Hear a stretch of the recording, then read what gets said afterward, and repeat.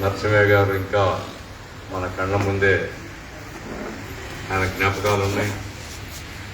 ఈ జిల్లాలో communist party Marxist బలపడడానికి అన్ని ప్రాంతాల్లో దాని నిర్మాణానికి అహర్నిశలు కృషి చేసి ఆరోగ్యాన్ని కూడా లెక్క పెట్టకుండా కుటుంబం ఎన్ని కష్టాల్లో ఉన్నా కుటుంబ శ్రేయస్సు కంటే పార్టీ శ్రేయస్సు ప్రజా శ్రేయస్సే మిన్నగా భావించి ఆయన జీవితాన్ని అంకితం చేశాడు.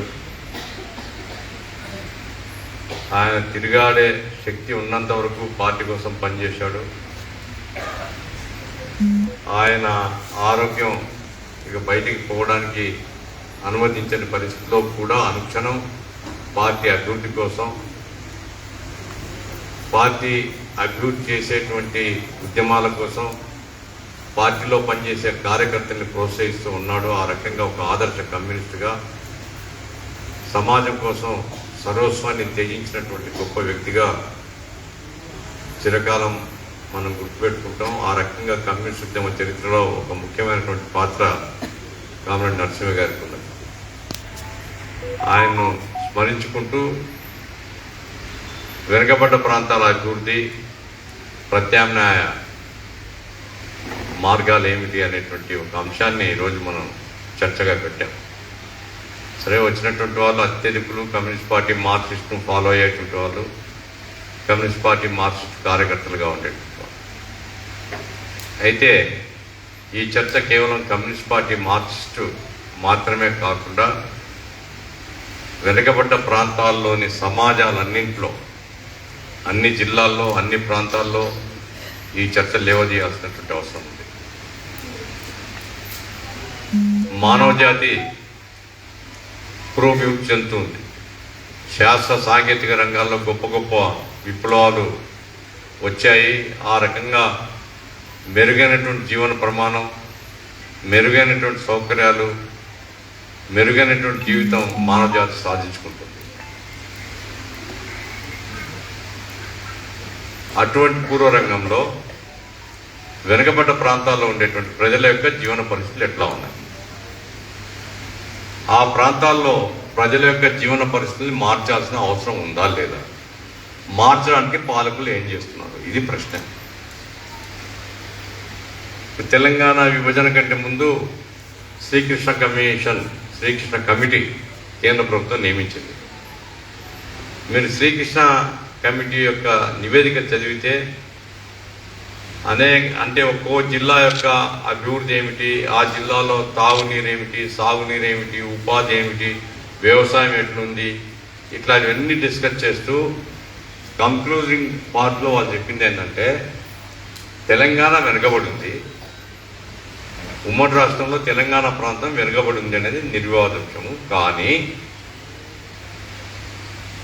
వాస్తవ పరిస్థితులు ఏంటంటే తెలంగాణ కంటే అత్యంత దారుణంగా వెనుకబడిన ప్రాంతం రాయలసీమ. ఇది మనం తయారు చేసిన రిపోర్టు కాదు, శ్రీకృష్ణ కమిటీ, కేంద్ర ప్రభుత్వం ఏర్పాటు చేసిన శ్రీకృష్ణ కమిటీ చెప్పింది. వెనుకబాటు కారణంగా తెలంగాణ ప్రత్యేక రాష్ట్రం ఉద్భవించింది. సరే, వాళ్ళు సాధించుకున్నారు, వేరే సంగతి. ఇక్కడ నేను రాయలసీమ సాధించిన ఆ మాట అనడం లేదు. కనీసం ఒక ప్రాంతం వెనుకబాటు కారణంగా ప్రజలు తిరుగుబాటు చేశారు, ప్రజలు రాష్ట్రాన్ని సాధించుకున్నారు అనుకున్నప్పుడు మిగిలిండేటువంటి ప్రాంతంలో ప్రజల్లో అసంతృప్తి రాకుండా వెనుకబడ్డ ప్రాంతాల అభివృద్ధి మా ధ్యేయంగా ఉండాలి అనే ఇంగిత జ్ఞానం పాలకులకు ఉందా లేదా అనేటువంటిది ప్రశ్న. రవి గారు ఇంతకుముందు చెప్పారు, ఏపీ అంటే ఏమిటి. ఇప్పుడు చంద్రబాబు రోజు చెప్తుంటాడు ఏపీ అంటే ఏమిటి, A for Amaravati, P for Polavaram. A for Amaravati, P for Polavaram అయితే మరి ఆర్ ఫర్ రాయలసీమ అంటాం కదా, ఆ రాయలసీమకి ఎక్కడైనా స్థానం ఉందా అందులో? లేదు. బి, ఏ తర్వాత బి బ్యాక్వర్డ్ రీజన్స్, వాడి స్థానం ఎక్కడ ఏమన్నా ఉందా? ఇప్పుడు అమరావతి కోసం నిధులు కావాలని పోయి నిర్మలా సీతారామన్ దగ్గర లేదా పైరవి చేసి లేదా కేంద్ర ప్రభుత్వం తప్పించి వాళ్ళు బడ్జెట్ స్పీచ్లో చెప్పి ఆ తర్వాత అప్పుగా మార్చి మేము 15,000 కోట్లు ఇస్తాము అన్నారు. ఇప్పుడు మీరు చూశారు లేదో, అమరావతికి 69,000 కోట్ల రూపాయల ఖర్చుతో ఇప్పుడు పనులు జరుగుతున్నాయి, ప్రారంభించారు. 69,000 కోట్లు. ప్రభుత్వం ఏర్పడినప్పుడు నారాయణ గారు ఒక నెల రోజుల్లో అంత ఎక్సైజ్ చేసిన తర్వాత ఆయన ప్రకటించింది 48,000 కోట్లు కావాలి అమరావతికి, ఇది 3 సంవత్సరాల్లో మేము చేస్తామన్నాం. ఇప్పుడు ఏమిటంటే గవర్నమెంట్ ప్రకటించింది 69,000 కోట్లు మేము ఖర్చు పెట్టబోతున్నాం. ఇంకో 6 నెలలు పోయిన తర్వాత 1,00,000 కోట్లు అవుతుంది సహజంగా. అమరావతికి 1,00,000 కోట్లు పెడతాము. ఏమిటి అమరావతికి 1,00,000 కోట్లు అంటే ఏమిటి? కొత్త అసెంబ్లీ కడతారంట, కొత్త సెక్రటేరియట్ కడతారంట, ఇన్ఫ్రాస్ట్రక్చర్ క్రియేట్ చేస్తారంట, పెద్ద పెద్ద రోడ్లు వేస్తారంట. మంచిదే. ఎప్పుడు చేసుకోవాలి ఇవి? ఇప్పుడు అమరావతిలో ఇప్పుడు ఉండేటువంటి సెక్రటేరియట్ ఎంతకాలమా? 16 17 ఎప్పుడు ప్రారంభించారు. 17 అంటే ఇప్పుడు 25 ప్రారంభంలో ఉన్నాం మనం. ఎవరినో ఒక ఇల్లు కట్టినాడు 8 సంవత్సరాల్లో మళ్ళీ ఇల్లు కొత్త కడతాడా? పాత పడగొడతాడా? హైకోర్టు తర్వాత ప్రారంభమైంది. అసెంబ్లీ ప్రారంభమైన చాలా కాలంగా హైకోర్టు ప్రారంభమైంది. హైకోర్టు ఇప్పుడు నడుస్తుంది కదా అక్కడే, మళ్ళీ ఇప్పుడు కొత్త హైకోర్టు కడతారంట. నా పాయింట్ ఏమిటంటే అమరావతి అభివృద్ధి, అమరావతి రాజధాని మనం అందరూ అంగీకరించాం, సిపిఎం పార్టీ అంగీకరించింది. అమరావతి రాష్ట్ర రాజధాని, 3 రాజధానులు దాన్ని మనం వ్యతిరేకం, అమరావతి రాజధాని. అయితే మొదటి నుంచి ఏం చెప్తున్నాం? అయ్యా బేసిక్ ఇన్ఫ్రాస్ట్రక్చర్ ఏదైతే కావాలో రాజధానికి అది కట్టండి, అన్ని ప్రాంతాల అభివృద్ధి మీ ధ్యేయంగా పెట్టుకోండి. ఇప్పుడు బేసిక్ ఇన్ఫ్రాస్ట్రక్చర్ చాలా వరకు ఉంది, ఇంకా కొన్ని రోడ్లు కావాల్సిన డెవలప్ చేసుకోవచ్చు, రైతులకు ఇవ్వాల్సిన డబ్బులు ఇచ్చేయచ్చు, అది పెద్ద అమౌంట్ కాదు. అక్కడ హోటళ్ళు కట్టాలా, అక్కడ 10 అంతస్తుల బిల్డింగ్ కట్టాలి, నీకేం పని ఉంది? కొనుక్కునేవాడు కట్టుకుంటాడు, 10 అంతస్తులు అంటే 20 అంతస్తులు కట్టుకోనిలే. నీవు దానికోసం నీ తపన డబ్బులు అప్పు తీసుకొని వచ్చి వానికి అన్ని వస్తువులు కల్పించి కట్టు, 20 అంతస్తులు, 10 అంతస్తులు కట్టు, 15 అంతస్తులు కట్టు, నీకు 100 అడుగులు రోడ్డు వేస్తా. ఇది గవర్నమెంట్కి తగునా అని నేను అంటాను. కాబట్టి ఇక్కడ ఎందుకంటే మొన్ననే వచ్చింది, ఇంకా ఉన్మాదం తగ్గలే, ఇంకా ఆ గెలిచిన ఉన్మాదంతోనే ఉన్నారు. నేను చెప్పేది ఏమంటే తప్పుడు అడుగులు ఎక్కడ దారితీస్తాయి? పతనం ఎక్కువ దారితీస్తాయి. పోలవరం మంచిదే, పోలవరం కట్టాల్సిందే. ఇప్పుడు డయాఫ్రమ్ వాల్ పోయింది, మొత్తం కొత్త కడతామంటున్నారు. డయాఫ్రమ్ వాల్ పోవడానికి కారణాలు ఏమిటి? సంబరాల రాంబాబు, రవి చెప్పాడు కదా, సంబరాల రాంబాబుకు ఏబిసిడి తెలవు, అటువంటి వాడిని ఇరిగేషన్ మంత్రిగా పెట్టినారు. వాడు గంగిరెద్దు గారిని నేటం చేయడానికి పనికి వస్తాడు, కానీ పోలవరం కొడగొట్టి మేము కడతాం వాడు అనిల్ కుమార్ చెప్పినాడు, రాంబాబు చెప్పినాడు, కట్టలేదు, వరదలు ఎక్కువ వచ్చినాయి, కొట్టుకొని పోయింది. ఇప్పుడు ఈయన మళ్ళీ మొత్తం కడతానంటున్నాడు. కట్టని మనకేం అభ్యర్థం లేదు, ఎందుకంటే టెక్నికల్గా మనమేమి కట్టాలన్నా లేదా మనం చెప్పేవాళ్ళం కాదు, ఇంజనీర్స్ చెప్పాలి, ఇంజనీర్స్ కట్టమన్నారు, కడుతున్నారు. ఇప్పుడు కొత్త ప్రతిపాదన ఏమిటి? భూమి నుంచి ఆకాశంలోకి నీళ్ళు తీసుకొని వస్తా అంటున్నాడు. ఇప్పుడు పోలవరం ఎత్తు సముద్ర మట్టానికి 16 మీటర్లు. 16 మీటర్లు అంటే తక్కువ ఎత్తులో ఉంది. వెనుకొండ దగ్గర బొల్లపల్లి సుమారు 100 మీటర్ల ఎత్తులో ఉంది. 16 మీటర్ల ఎత్తు నుంచి 100 మీటర్లకు లిఫ్ట్ చేయాలి. ఇప్పుడు బనకచెర్ల ప్రాజెక్టుకు మేము నీళ్ళు తీసుకుని వస్తాము అంటున్నారు. బనకచెర్ల మరొక 120 మీటర్ల ఎత్తులో ఉంది. 120 మీటర్లు అంటే ఇటు 360 అడుగుల పైకి నీళ్ళు తీసుకొని రావాలి. నిన్న కూడా చెప్తున్నాడు చంద్రబాబు నాయుడు, ఇక్కడ మైదుకూరుకు వచ్చి మైదుకూరులో చెప్తున్నాడు, ఇక 300 టీఎంసీ తీసుకుని వస్తాం రాయలసీమకు, ఆ రాయలసీమలో కరువు ఉండదు, ఇక బ్రహ్మాండంగా రైతులు బాగుంటారు, మిసాలు మెల్దిప్పుకొని బతుకుతారంట రైతులు. ఇప్పుడు రాయలసీమ భాష చెప్పాలంటే మనం ఎంపల్ చెట్టుకు దోట్లు వేస్తారంట. దోటి అంటే ఏమిటి? తెలుసా? కర్రకు గొడవలు పెట్టి పైన నుంచి ఆకులు కోయడానికి కొమ్మలు కోయడానికి దోట అంటారు. వెంపల చెట్టు ఎత్తుంటుంది, నడుములెత్తు ఉంటుంది. నడుములెత్తు ఉండే చెట్టుకు ఎవడన్నా దోటేస్తాడా?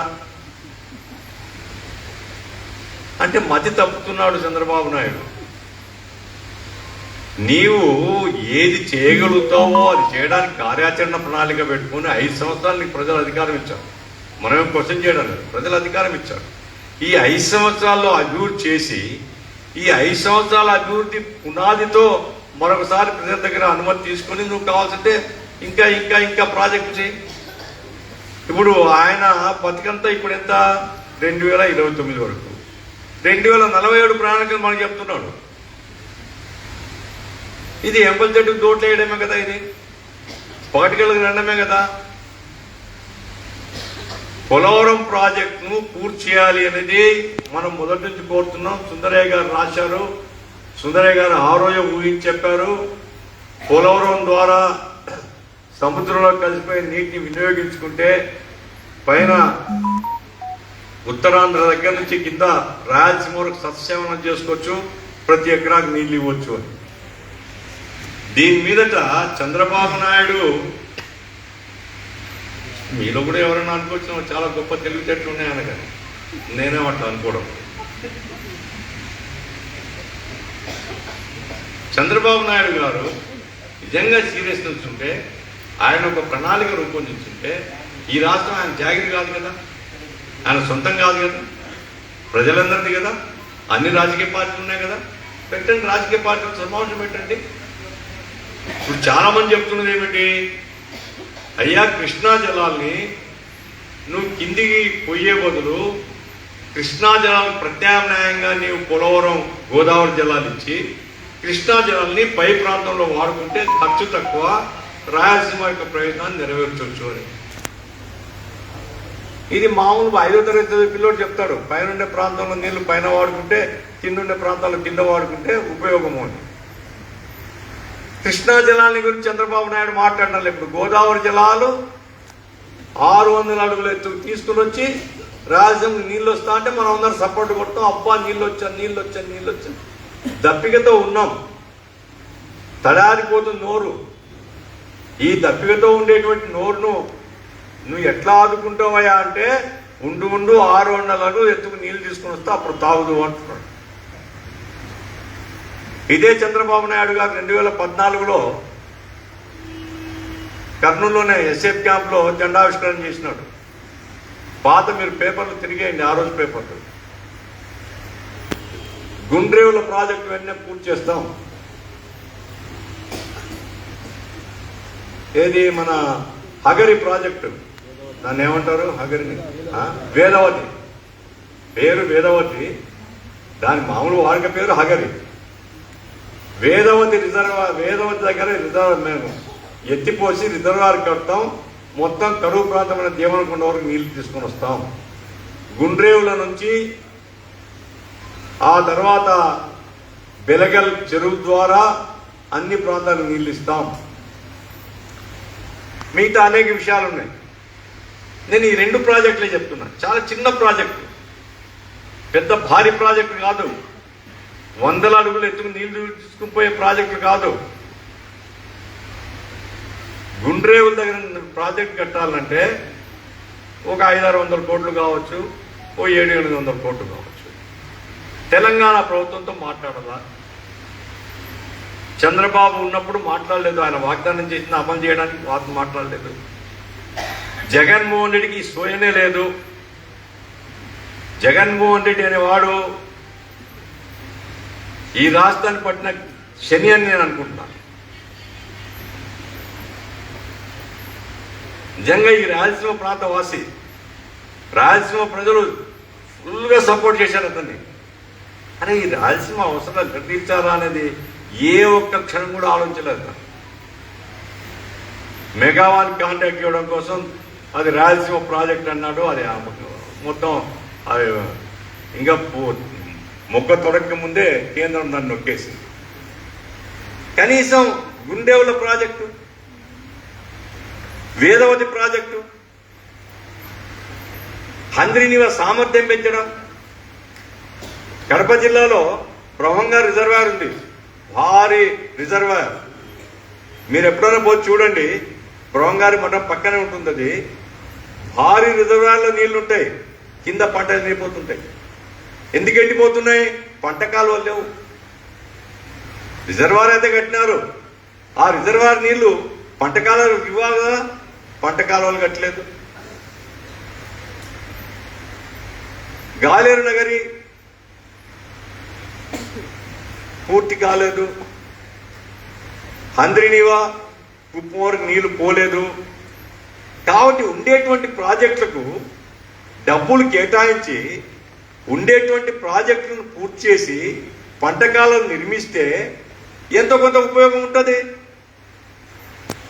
ఇప్పుడు హంద్రీనివా కింద మరి రామకృష్ణ తెలుసుకో ఎన్ని చెరువులు ఉన్నాయి?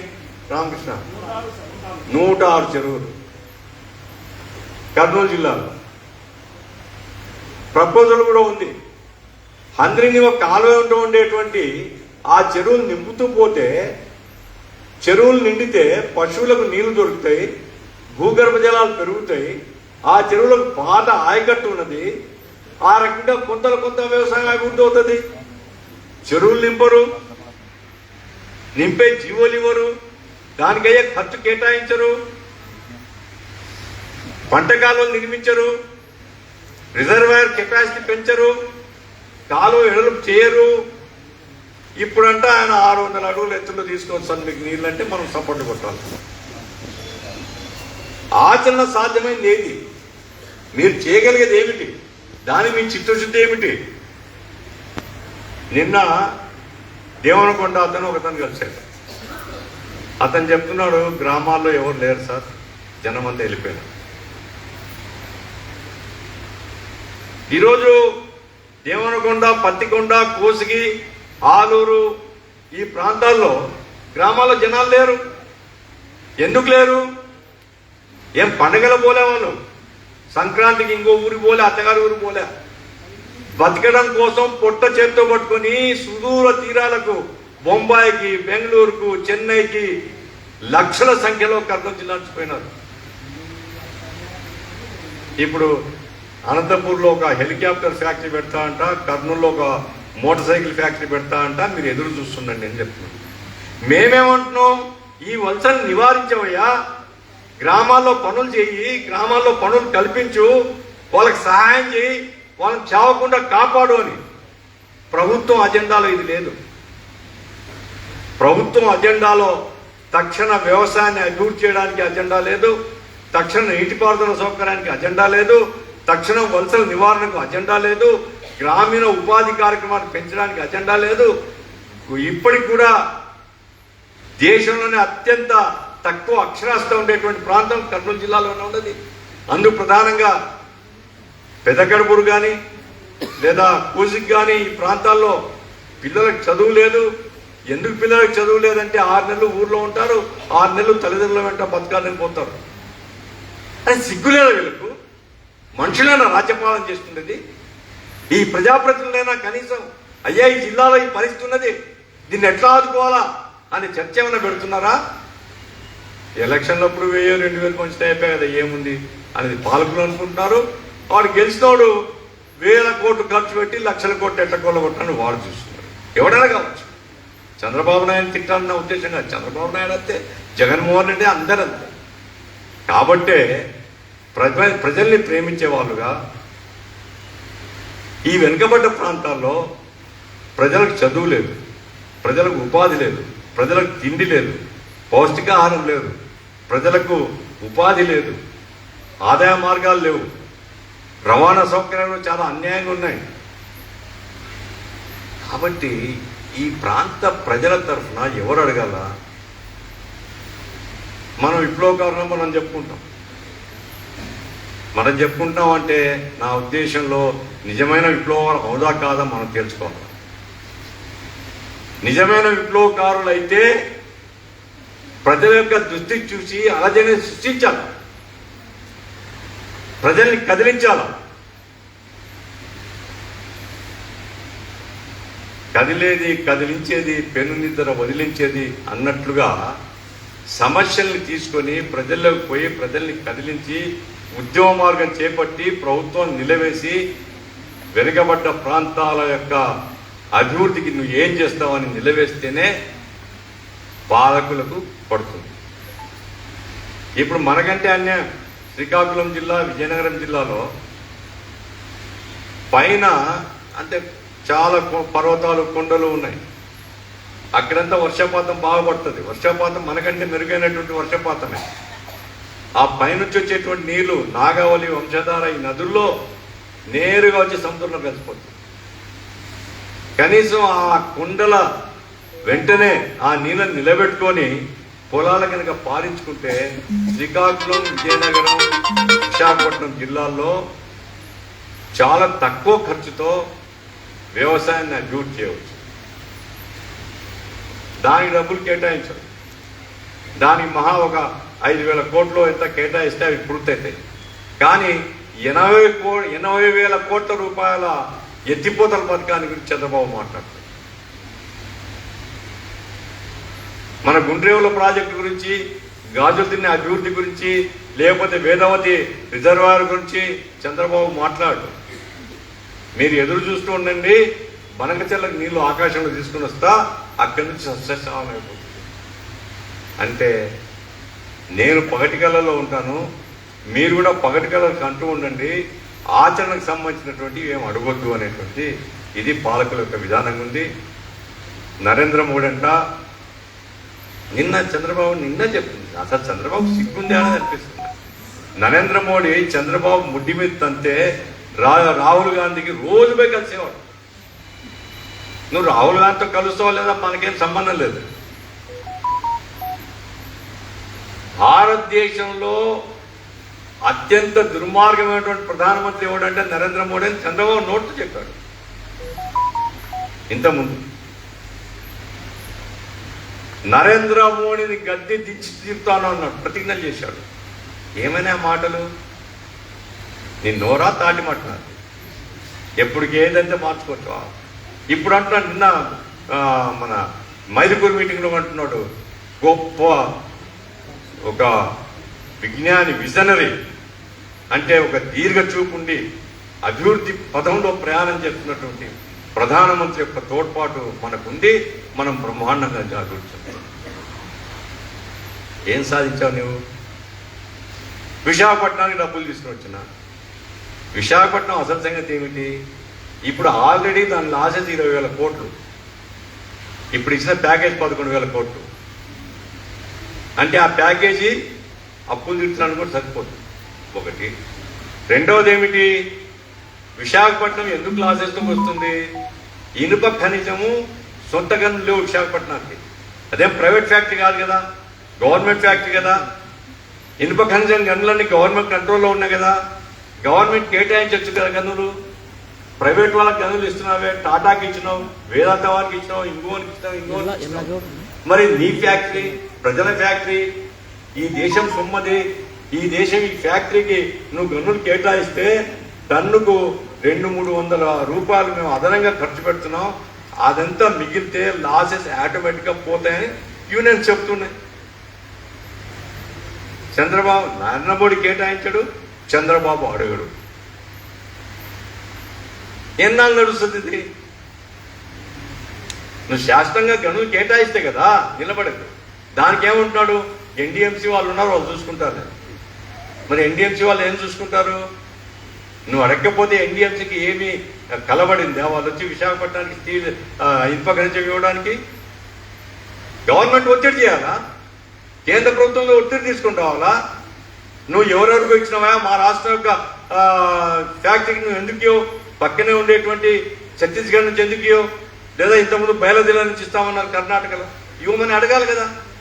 ఆయన చంద్రబాబు నాయుడు ఆర్సీ మిట్టలకు ఇనుప ఖనిజం ఇవ్వండి, ఆయన పైప్ లైన్లో తీసుకుని వస్తున్నాడు అనేసి నరేంద్ర మోడీకి రిప్రజెంట్ చేస్తాడు. అంటే నీకు ప్రజల ఫ్యాక్టరీ, ఆంధ్రలో ఆత్మగౌరవం అని చెప్పే ఫ్యాక్టరీ, 1,00,000 మంది కార్మికులు బ్రతుకుతున్నారు, అట్లాంటి ఫ్యాక్టరీ పట్టదు. కొత్తగా ఏర్పాటు కాబోతున్నటువంటి ఆర్సీ మిట్టల గురించి ఈయన ప్రమోట్ చేయడానికి తలపడుతున్నాడు, అడగడానికి తలపడుతున్నాడు తప్ప విశాఖ స్టీల్ ప్లాంట్ గురించి ఆలోచన లేదు. కాబట్టి ఏదో అద్భుతం అని ఏ అద్భుతం? ఈ అద్భుతాలు అనేట్లుంటాయంటే ఇదే ఆకాశంలో నిత్యం లేసేటువంటి పద్ధతిలో. ఏమైనప్పటికీ చంద్రబాబు నాయుడు ప్రభుత్వాన్ని విమర్శించడం కోసం మనం మీటింగ్ పెట్టాం. మనం మీటింగ్ పెట్టిందేమంటే రాయలసీమ ప్రాంతానికి అన్యాయం చెప్పింది. బుందేల్ఖండ్ అదొక ప్రాంతం, మధ్యప్రదేశ్లో కొన్ని జిల్లాలు, యూపీలో కొన్ని జిల్లాలు కలిసి ఉండేటువంటి ఒక నిరంతర కరువుతో ఉండేటువంటి ప్రాంతం. కేంద్ర ప్రభుత్వం ఆ ప్రాంతానికి ఒక ప్రత్యేక ప్యాకేజ్ గతంలో ఇచ్చింది.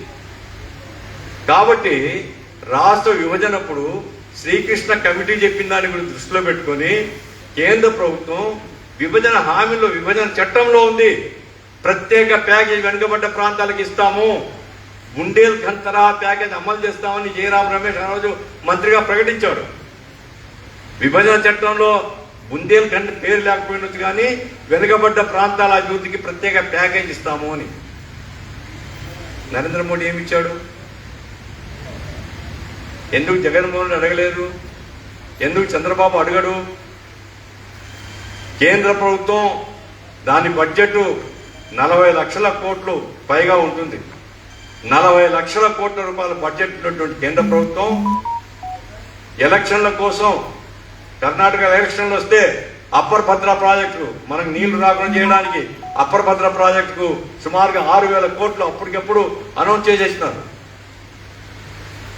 గుజరాత్కు అనేక వేల కోట్లు అనౌన్స్ చేస్తున్నారు, బీహార్కు అనేక వేల కోట్లు అనౌన్స్ చేస్తున్నారు. ఏ వెనుకబడ్డ ప్రాంతాల ప్రాజెక్టులకు వెనుకబడ్డ ప్రాంతాల ప్యాకేజీగా ఓ 10,000 కోట్లు 20,000 కోట్లు తీసుకుని వస్తే ఈ ప్రాంతంలో ఉండేటువంటి ప్రాజెక్టులన్నీ పూర్తి చేయొచ్చు కదా. అడిగాడు చంద్రబాబు. జీవాలు తిరుగుబాటు చేస్తే నీ సంగతి ఏమిటో తేల్చుకునే హెచ్చరిక చేసేటువంటి ప్రజా ఉద్యమాలు నిర్మిస్తే తప్ప వెనుకబడ్డ ప్రాంతాల అభివృద్ధి కావు. పెట్టుబడిదారి విధానంలో ఏ పారిశ్రామికవేత్త ఎవడు మానవత్వంతో వస్తాడో వాడు. ఇప్పుడు అదేని భిక్షాపాత్ర బొచ్చ పట్టుకొని పోయినారు రేవంత్ రెడ్డి ఒకవైపు, చంద్రబాబు నాయుడు రేపటి నుంచి అడుగుంటారు దావోస్లో, మా దగ్గర పెట్టండి, మా దగ్గర పెట్టండి, మా దగ్గర పెట్టండి. ఎందుకు పెట్టి పిచ్చోళ్ళు ఏమే వాళ్ళు వచ్చి డబ్బులు పెట్టడానికి? నాకు లాభాలు ఎక్కువ ఎవడిస్తాడు? నాకు ఎక్కువ రాయితీలు ఎవడిస్తాడు? అటువంటి వాళ్ళకే మేము పెట్టుబడి పెడతామని వాళ్ళు అంటారు. పెట్టుబడి పెట్టే ఓడు కూడా ఇక్కడ ప్రజలకు ఉపాధి కల్పించాలా, ఇక్కడ వెనుకబడ్డ ప్రాంతాల అభివృద్ధి, వానికి ఏం అవసరం ఉంది? వానికి లాభాలు కావాలి. నేను అడుగుతున్న చంద్రబాబు నాయుడిని లేదా ఈ ప్రభుత్వాన్ని లేదా కేంద్ర ప్రభుత్వాన్ని, సిగ్గుండే బీజేపీ వాళ్ళకు రాయలసీమ డిక్లరేషన్ ప్రత్యేకంగా ఒక డిక్లరేషన్ ఇచ్చారు, రాయలసీమలో అది చేయాలా ఇది చేయాలని. మరి మీ మెదడు గాడుతుడుగా వస్తుందా? మీరే కదా డిక్లరేషన్ ఇచ్చింది, మరి ఎందుకు అమలు చేయరు దాన్ని? ఈ ప్రాంతం కోసం ఎందుకు నిధులు ఖర్చు పెట్టరు? నేను అడుగుతున్నా. ఎప్పటికి కానీ హైదరాబాద్ చూడండి, హైదరాబాద్లో ఒకప్పుడు పరిశ్రమలు లేవు, హైదరాబాద్ మామూలు టౌన్గా ఉండింది. హైదరాబాద్లో కేంద్ర ప్రభుత్వం డిఫెన్స్ ల్యాబ్ దగ్గర నుంచి తీసుకొని HML, HMT, BHL, HAL, IDPL ఇట్లాంటి అనేక ఒక 50-60 భారీ పరిశ్రమలు వచ్చిన తర్వాత హైదరాబాద్లో పారిశ్రామిక వాతావరణం వచ్చింది, అనేక పరిశ్రమలు డెవలప్ అయినాయి. నేను అడుగుతాను చంద్రబాబు నాయుడు గారు, నువ్వేదో ఎలక్ట్రికల్ వాడు ఇది 2 వీలర్స్ తయారు చేస్తా అంట. అరే కేంద్ర ప్రభుత్వం డిఫెన్స్ ఇండస్ట్రీ, ఇదే ఇంకో ఇండస్ట్రీ రాయలసీమ ప్రాంతంలో నువ్వు కడప స్టీల్ పెట్టలేకపోయినావు, కడప సాధించలేకపోయినావు. కనీసం కడపలో, కర్నూలులో, అనంతపూర్లో ఎక్కడైనా కానీ 10,000 20,000 మందికి ఉపాధి కల్పించేటువంటి కేంద్ర ప్రభుత్వ పరిశ్రమ వస్తే దానికి అనుగుణంగా దాని చుట్టూతా పారిశ్రామిక వాతావరణం ఏర్పడుతుంది, ఇతర యాక్సిలరీ పరిశ్రమలు వస్తాయి. ఇది కామన్ సెన్స్ పాయింట్, నేను చెప్పాల్సిన పాయింట్, అందరికీ తెలిసిన పాయింట్. ఇదేమీ లేకుండా రాయలసీమ కొప్పర్తిని బ్రహ్మాండంగా డెవలప్ చేస్తారట, ఓరొకళ్ళు రూపురేఖలు మారిపోతాయంట. ఎట్లా మారిపోతాయి? కాబట్టి కేంద్ర ప్రభుత్వాన్ని ఎన్నుకల్లో రాష్ట్ర ప్రభుత్వంగా నువ్వు ఏం చేస్తున్నావు? ఇవేమి చేయకుండా బొచ్చే పట్టుకొని దావోసిపోయి మీరు రండి మీరు రండి మీరు రండి అని పోటీపడి అడుక్కోవడం తప్ప అంతకుమించి రెవెన్యూ ఏమి ఉండదు. ఏమైనప్పటికీ పాలకుల యొక్క దయాదాక్షిణ్యం కాదు, ప్రజలకు హక్కు ఉంది. ఈ రాష్ట్ర సంపద ఈ రాష్ట్ర ప్రజలందరూ, ఈ రాష్ట్ర ప్రజల సంపద మీద మిగతా ప్రాంతాల్లో ఎంత హక్కు ఉందో రాయలసీమ ప్రాంతానికి కూడా అంతే హక్కు ఉంది, ఉత్తరాంధ్ర ప్రజలకు కూడా అంతే హక్కు ఉంది. కాబట్టి మంచి నాణ్యమైన విద్య, మంచి ఉపాధి సౌకర్యాలు, మంచి ఆరోగ్య వస్తువులు, మంచి జీవనం మన హక్కుగా మనం సాధించుకోవాలంటే అందుకు అవసరమైనటువంటి ప్రజా ఉద్యమాల్ని, ప్రజా పోరాటాన్ని నిర్మించడం తప్ప వేరే మార్గం లేదు. సిపిఎం కార్యకర్తలు కానీ మిగతా పార్టీలు కానీ, ఇక్కడ పార్టీల సమస్య కూడా కాదు.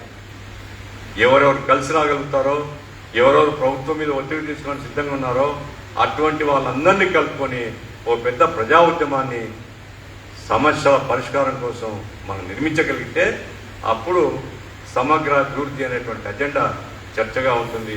అది చేయనంత కాలం అప్పుడప్పుడు మనకు టైం పాస్, సంవత్సరానికి 2 సంవత్సరాలు ఒకసారి అభివృద్ధి కార్యక్రమం మీద ఇట్లా మీటింగ్లు పెడతాం, మీటింగ్లో ఉపన్యాసాలు చెప్తాం, ఆ తర్వాత ఇళ్ళకి వెళ్ళిపోతాం. ప్రజల పరిస్థితి మాత్రం అట్లే ఉంటుంది. కాబట్టి ఆర్థిక అభివృద్ధి, వ్యవసాయ అభివృద్ధి, నీటిపారుదల సౌకర్యాల అభివృద్ధి, ఉపాధి, విద్య, వైద్యం ఇవి మన ప్రాథమిక హక్కులు. ఈ ప్రాథమిక హక్కులు వెనుకబడ్డ ప్రాంతాల్లో లభించడం లేదు. వెనుకబడ్డ ప్రాంతాల్లో ప్రజలకు అన్యాయం జరుగుతుంది. ఈ అన్యాయానికి వ్యతిరేకంగా గలమెత్తే ఉద్యమాలను నిర్మించాలని మిమ్మల్ని కోరుతూ ఈ అవకాశం మీ అందరికీ కూడా ధన్యవాదాలు.